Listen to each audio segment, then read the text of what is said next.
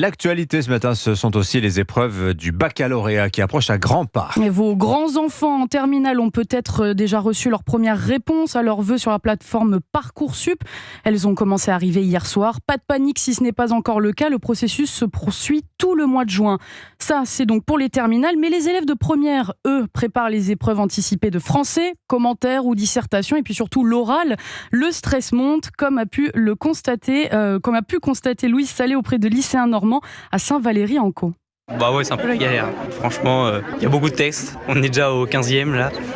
C'est compliqué. Il s'en est passé des choses depuis septembre. Valentin se perd aujourd'hui dans ses cours et Kéliane lui redoute les questions du jury lors de l'épreuve orale. C'est plus trouver des réponses à des questions qu'on n'avait pas forcément anticipées. Le lycéen a peur de se faire surprendre car la masse d'informations à retenir est conséquente, explique Agathe. Ce qui est compliqué par rapport à d'autres matières, c'est qu'on ne sait pas vraiment ce qu'il faut apprendre. Par exemple, là, pour les textes de français, en 8 minutes, le jour de l'oral, on n'a pas le temps de tout faire.